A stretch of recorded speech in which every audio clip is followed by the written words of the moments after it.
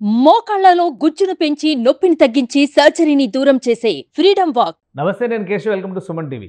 ఆంధ్రప్రదేశ్లో ఎన్నికల ఫలితాలపైన సర్వత్రా ఉత్కంఠ. ఇక మరికొద్ది గంటల్లోనే ఈ ఉత్కంఠకు తెరపడేటువంటి అవకాశం ఉంది. ఎగ్జిట్ పోల్ విషయంలో చాలా సంస్థలు చాలా రకాల డేటా వెలువరించాయి. అయితే వీటిలో లోకల్గా ఆంధ్రప్రదేశ్కి చెంది లేదా తెలుగు రాష్ట్రాలకు చెంది చేసినటువంటి సంస్థల్లో ఆసక్తికరమైనటువంటి చర్చ నడుస్తుంది రైజ్ సర్వే చుట్టూ. ప్రీ పోల్కి ఎగ్జిట్ పోల్కి రైజ్ సర్వే ఎలాంటి తేడాలు చూపించింది, అలానే మిగతా సర్వేలతో పోల్చి చూసినప్పుడు, మిగతా ఎగ్జిట్ పోల్స్తో పోల్చి చూసినప్పుడు రైజ్ సర్వేకు ఉన్నటువంటి ప్రత్యేకతలు ఏంటి? ఈ అంశాలను విశ్లేషించేటువంటి ప్రయత్నం చేద్దాం. రైజ్ CEO ప్రవీణ్ మనతో ఉన్నారు. ప్రవీణ్ గారు నమస్కారం. నమస్తే అండి. ఎగ్జిట్ పోల్స్ రిలీజ్ చేశారు ఆల్రెడీ. ఇంకో కొన్ని గంటల్లోనే కౌంటింగ్ సెషన్ ప్రారంభం అవుతుంది. సో ఒక ఉత్కంఠకైతే అక్కడ తెరపడేటువంటి అవకాశం ఉంది. ఎగ్జిట్ పోల్స్ చుట్టూ ఒక అనలైజేషన్ జరుగుతుంది. ఎవరు యాక్యురేట్గా ఇచ్చారు, ఎవరిది కరెక్ట్ అవ్వచ్చు అనేటువంటి వాటిలో ఓ టాప్ 3 రేషియోలో చూస్తే కనుక మీ సర్వే కూడా కనిపిస్తుంది. సో ఏంటి మీ ఎజంప్షన్స్ ఏంటి? మిగతా వాటిలో అన్నీ కూడా బయటకు వచ్చినాయి కాబట్టి వాటి అన్నిటితో కంపేర్ చేసినప్పుడు మీ స్ట్రెంగ్త్ ఏంటి మీ సర్వేలో కానీ మీ ఎగ్జిట్ పోల్లో కానీ? అంటే మనం ఏదైతే ప్రీ పోల్ సర్వేలో 108 to 120 ఇచ్చాం. యాక్చువల్ ఇప్పుడు పోస్ట్ పోల్లో కూడా 1132 to 122 ఇచ్చాం. సో పెద్ద తేడా ఏం లేదు. మనం ఫస్ట్ నుంచి ఆల్మోస్ట్ ఒకే దీనిలో ఉన్నాం. కాకపోతే ఎప్పుడైతే ఎన్నికలు జరిగిన తర్వాత రిజల్ట్స్ కి మధ్యన గ్యాప్ ఉండడంతో ఎవరు ఊహాగానాలు వాళ్ళు ఉంటాయి, సహజంగా ఉంటాయి. తర్వాత ఈ అభ్యర్థుల టెన్షన్ కూడా ఉంటుంది. దానికి తోడు ఎప్పుడుగా ప్రతి ఒక్కరు సర్వే చేస్తామంటూ వచ్చి ఏదో ఫిగర్ ఇస్తుండేటప్పటికి మళ్ళీ అగైన్ టెన్షన్ పడుతున్నారు. ఇప్పుడు ఏంటంటే ఎందుకు మనకి క్రెడిబిలిటీ పెరిగింది అంటే వాస్తవానికి దగ్గరగా ఉంది కాబట్టి క్రెడిబిలిటీ పెరిగింది అని అనుకోవచ్చు. తర్వాత దేశవ్యాప్తంగా సక్సెస్ రేట్ ఎక్కువ ఉన్న ఇండియా టుడే మై యాక్సెస్ దాన్ని కంపేర్ చేసుకుంటున్నారు. దానికి మన ఫిగర్స్ కి చాలా దగ్గరగా ఉంది. సో మళ్ళీ అగైన్ కంపేర్ చేసుకుని మనకి అగైన్ క్రెడిబిలిటీ ఆపాదిస్తున్నారు. కాకపోతే డెసిషన్ ఎప్పుడో ఓటర్లు తీసేసుకున్నారు. తర్వాత మేము కూడా రిపోర్ట్ ఇచ్చేసాం. కాకపోతే ఈ మధ్య కాలంలోనే విశ్లేషణల మీద విశ్లేషణ జరుగుతున్నాయి, అంతే తప్పితే అంతకు మించి ఏం లేదు. కానీ మీరు చెప్పినట్టుగా మీ ప్రీ పోల్కి తర్వాత పోస్ట్ పోల్కి ఈ ఫైనల్ ఫిగర్స్ వచ్చేదానికి ఉన్నటువంటి వేరియేషన్ ఎవరికి ప్లస్ అయింది, ఎవరికి మైనస్ అయింది? ఒకవేళ అయితే ఎందుకు, రీజన్ ఏంటి? అంటే నేను ఫస్ట్ నుంచి చెప్తున్నాను, ఇది సహజంగా ఏమనుకున్నారంటే అసలు వార్ దీని మీద జరిగింది, అసలు అల్టిమేట్ గా ఇది అసలు మనం డెసిషన్ మనం చెప్పలేము, అంచనాలకు అందద్దు అన్నారు. తర్వాత కొంచెం ఒక 5 ఇటు అటులో ఉంటాయి ఇద్దరు ఫిగర్స్ కూడా, వైసీపీ కానీ అటు అలయన్స్ ఫిగర్స్ కూడాను ఒక 5-10 ఇటు అటులో ఉంటాయి అన్నారు. కానీ నేను ఫస్ట్ నుంచి చెప్తున్నాను, ఇది క్లియర్ మ్యాండేట్. ఓకే, అలయన్స్ కే ఛాన్స్ ఉంది అనేది ఫిగర్స్ అయితే మనం అప్పుడు చెప్పలేదు, కానీ అలయన్స్ కి క్లియర్ మ్యాండేట్ అనేది మనం చెప్పాం. పోలింగ్ సరళి తర్వాత కూడా మనం కలిసాం. పోలింగ్ సరళి తర్వాత మనం కూడా అనాలిసిస్ చేసుకున్న తర్వాత ఇది కూటమికి ఎంతో కొంత మా ఫిగర్స్ కంటే కూడా ఎంతో కొంత పెరిగే అవకాశం ఉంటుంది, కానీ తగ్గే అవకాశం ఎట్టి పరిస్థితుల్లో ఉండదు. ఓకే, అయితే ఒకటి ఇప్పుడు మీరు ఒక పోలిక చెప్పారు ఇండియా టుడే సర్వే, అలానే యాక్యురసీ విషయంలో ఇండియా టుడే కూడా క్రెడిబుల్ అనేటువంటి అభిప్రాయం ఎక్కువ మందిలో ఉంది, ఎక్కువ సక్సెస్ రేట్ కూడా ఉంది.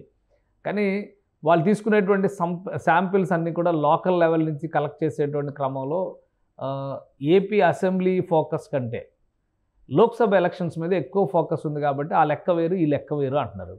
సో ఇది కరెక్టేనా? ఈ కంపారిజన్ చేయడం అనేది కరెక్ట్ కాదు అనడం కూడా కరెక్టేనా? అంటే ఇప్పుడు ఒక్కసారి ఫెయిల్ అయితే ఒక్కసారైనా ఫెయిల్ అవ్వాలి. అంటే క్రమంగా వాళ్ళు ఇది ప్రతి సర్వే రిపోర్ట్లను వాళ్ళు గెలుస్తూ వస్తున్నారు. అభ్యర్థులతో పాటు వాళ్ళు కూడా గెలుస్తున్నారు. ఆ సర్వే రిపోర్ట్ అనేవి కూడా యాక్యురసీ వస్తున్నాయి. మనం ఎక్కడ కూడాను వాళ్ళ పెద్దగా ఇదైన మిస్ అయిన ఛాన్సెస్ అయితే మనకు కనిపించలేదు. తర్వాత వాళ్ళు ఏమంటున్నారంటే ఎంపీలు ఎక్కువ ఇస్తున్నారు అలయన్స్, అవును, ఎమ్మెల్యేలు వైసీపీకి ఎక్కువ ఇస్తున్నారు. అక్కడ పొంతన కుదరట్లా. ఒకటి మనం మేజర్ డ్రాబ్యాక్ ఏంటంటే ఇప్పుడు సహజంగా ఒక 10-15 వరకు క్రాస్ ఓటింగ్ ఛాన్సెస్ ఉండవు వాస్తవానికి. అయితే 2-3 అలా ఉంటాయి, కానీ మహా అయితే ఇంకొకటి 4 వరకు ఉంటాయి. అదర్వైజ్ ఇంత క్రాస్ ఓటింగ్ ఉండదు. వాళ్ళు ఎంపీలు ఎక్కువ కూటమికి ఇచ్చేసి కొంత సీట్లు తగ్గించారు అనేది ఒక అంచనా.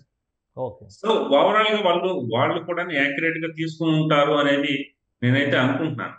ఓకే, ఇంకొకటి ఇప్పుడు మీరు ఇండియా టుడే కంపారిజన్ వచ్చింది కాబట్టి ఏపీలో ముఖ్యంగా తెలుగు రాష్ట్రాల్లో ఎలక్షన్ రిజల్ట్స్ విషయంలో ఆరా సర్వే గురించి ఎక్కువ డిస్కషన్ జరుగుతుంది. ఈసారి ఆరా ఇచ్చినటువంటి సర్వే క్వైట్ ఆపోజిట్ ఉంది. అంటే మీరు కూటమికి ఎడ్జ్ ఉంది ఫస్ట్ నుంచి అనేటువంటి మాట చెప్తున్నారు.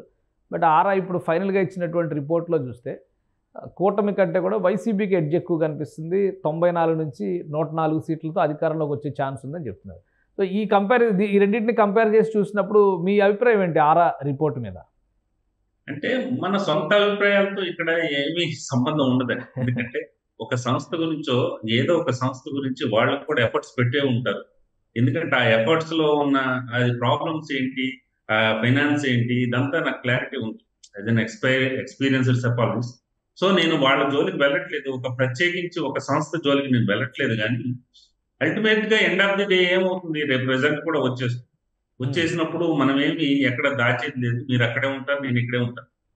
So credibility matters. విశ్వసనీయత కోల్పోతారు. విశ్వసనీయత కోల్పోయినప్పుడు వాళ్ళకి ఇది ప్యూర్లీ బిజినెస్ అండి. ఎవరెన్ని చెప్పినా కూడా బిజినెస్ అనేది తగ్గుతుంది. కానీ ఒకటైతే నేను చెప్పగలను, ఆ బిజినెస్ కి కంటే కూడా ఏదో పెద్ద ఆఫర్ ఉండి ఉంటుంది. క్రెడిబిలిటీని మనం పనంగా పెట్టాము. ఒకటి అది నెంబర్ 1. నెంబర్ 2 ఏంటంటే కొన్నిసార్లు మనం ఏం దైవాంశ సంబోధనం ఏం కాదు, సైంటిఫిక్ రీసెర్చ్ ఉంటుంది. సైంటిఫిక్ రీసెర్చ్ అయినప్పుడు ఖచ్చితంగా నాదే కరెక్ట్ అవ్వాలి అని నేను అనుకుంటాను. బట్ కొన్నిసార్లు అంచనాలు కూడా తప్పే సందర్భాలు కూడా ఉంటాయి. నాకు మిత్రులు ఎవరో చెప్పారు, ఆయన 2014లో కూడా యాక్యురేట్ ఇవ్వలేదు, ఇంకా చాలా ఫెయిల్యూర్స్ ఉన్నాయి, అయినప్పటికీ ఎందుకు వీళ్ళకి టెన్షన్ పడుతున్నారో నాకైతే అర్థం కావట్లేదంటే అది మా మ్యాటర్ కాదు. That's not my cup of tea actual. ఇంకొకటి మీరు ఆయన చెప్పినటువంటి డీటెయిల్స్లో ఎక్కువ ఇంట్రెస్టింగ్ డిస్కషన్ జరుగుతున్నటువంటి పాయింట్ ఏంటంటే women voting almost 14% edge YSRCP తీసుకున్నటువంటి పరిస్థితి ఉంది అన్నది. నిజంగానే వాస్తవానికి అయితే ఉమెన్ ఓటు వేశారు. రాత్రి 11 గంటలు 12 గంటలు కూడా కొన్ని చోట్ల ఓటింగ్ కంప్లీట్ అయ్యే వరకు ఉండి ఓటు వేసినటువంటి పరిస్థితి ఉంది. ఈ ఓట్ ట్రాన్స్ఫర్ అనేది పక్కాగా కూటమికి వ్యతిరేకంగా జరిగింది, వైసీపీకి అనుకూలంగా జరిగింది అని చెప్పడానికి ఏమైనా రీజన్స్ ఉన్నాయా? ఉండవు, సహజంగా ఉండవు. కాకపోతే ఏమవుతుందంటే ఓవరాల్ గా ప్రతి కాన్స్టిట్యున్సీ తీసుకునేటప్పుడు 175 యావరేజ్ గా తీసుకుంటే ఓవరాల్ గా తీసుకునేటప్పుడు ఎంతో కొంత 2% వీళ్ళకో 2% వాళ్ళకో ఎవరికో ఒకరికి ఎక్కువ పడి ఉంటుంది. కానీ మహిళా ఓటింగ్ శాతమే ప్రభావితం చేసేసి మొత్తం ఎంటైర్ ఎలక్షన్స్ ని మార్చేసింది అనేది ఆయన ఏ ప్రాతిపదికన చెప్తారు అనేది మనం చెప్పలేము. అంత హ్యూజ్ మార్జిన్ ఉండదు. ఎందుకు ఉండదంటే urban women Telugu Desam party, Janasena, BJP వైపు ఉన్నారు. అగైన్ రూరల్ లో అసంతృప్తి ఎక్కువ ఉంది. ఆ రూరల్ ఓటింగే మాకు ఎక్కువ, దట్టు ఆ రూరల్ ఓటింగ్ విమెన్ ఓటింగే మాకు పడుతుంది అంటున్నారు. కానీ రూరల్ లోనే ఎక్కువ అసంతృప్తి ఉంది విమెన్ లో. ముఖ్యంగా వాళ్ళు ఏంటంటే వాళ్ళ ఇంట్లో ఎవరో ఒక అబ్బాయి చదువుకొని అలా ఉండిపోయాడనో, లేకపోతే ఏం కొనేటట్టు తినేటట్టు లేదనో, లేకపోతే తన భర్త బయటికి వెళ్ళి తీసుకొచ్చింది ఏది ఇంటికి రావట్లేదనో, వేరియస్ రీజన్స్. విమెన్ అక్కడ కూడా అసంతృప్తితో ఉన్నారు. మీకు అది విక్టరీలో స్పష్టంగా కనిపిస్తుంది. రైట్. పర్సంటేజెస్ విషయంలో కానీ క్రాస్ ఓటింగ్ విషయంలో కానీ అసలు పారామీటర్స్ ఏంటి? ఎందుకంటే ఇప్పుడు ఇండియా టుడేని కంపేర్ చేసినప్పుడు మీరు కూడా అన్నారు లోక్సభ సీట్స్ ఎక్కువ ఇచ్చారు, అసెంబ్లీ సీట్స్కి వచ్చేసరికి మార్జిన్లు పెంచారు అనేటువంటి మాట.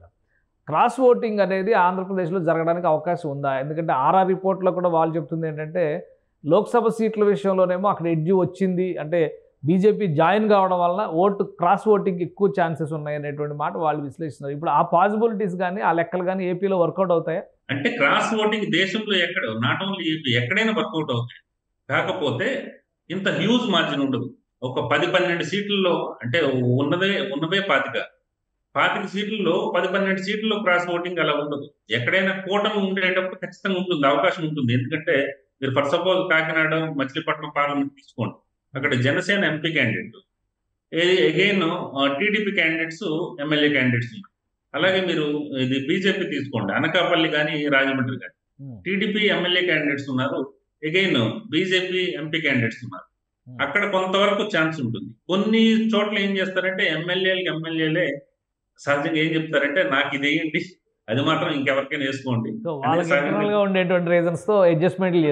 ఉంటాయి, అది సహజంగా చెప్తుంటారు. కానీ అంత డ్రాస్టిక్ చేంజ్ అనేది ఉండదు. అన్ని ఎంపీ సీట్ల మీద ఆ ప్రభావం ఉండదు. మనం గమనించింది ఏంటంటే ఒకటి విజయనగరంలో ఒకటి విజయనగరంలో ఎక్కువ సీట్లు వైఎస్ఆర్సీపీకి వచ్చే అవకాశం ఉంటుంది. ఒక 4 వరకు వచ్చే అవకాశం ఉంటుంది. అక్కడ టీడీపీకి ఎంపీకి వేయాలని ఏమైనా క్రాస్ ఓటింగ్ జరిగిందా అనేది ఒకటి. తర్వాత రాజమండ్రి ఎంపీ సెగ్మెంట్ లో ఒకటి జరిగింది. అగైన్ తిరుపతిలో కూడా క్లియర్ వైఎస్ఆర్సీపీ క్లియర్ గా ఉంది. సో అంతకు మించి మనం ఎక్కడ పెద్దగా గమనించింది లేదు. ఇక్కడ కూటమి ఓట్స్ ట్రాన్స్ఫర్ అని కూడా వర్కౌట్ అయింది. ఎక్కడ కాకినాడలో అండ్ అగైన్ ఇక్కడ మచిలీపట్నం. సో అక్కడ అంతా లేదు. ఒక 2-3 సీట్ల వరకు తప్పితే ఎంత చేంజ్ అయితే ఉండదు.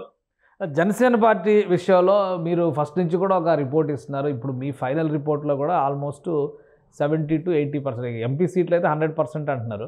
సో అసెంబ్లీ సీట్స్ కూడా 16 సీట్ల వరకు వచ్చే ఛాన్సెస్ ఉంది. అంత ఎడ్జి, అంత బలం జనసేనకి మీ ఎగ్జిట్ పోల్ టోటల్ ఎనాలిసిస్ల తర్వాత, అంటే ప్రీ పోల్ దగ్గర నుంచి కూడా మీరు ఒక మాట చెప్తూ వస్తున్నారు, బట్ టోటల్ ఎనాలిసిస్ తర్వాత కూడా అంత గ్రిప్ వచ్చిందా?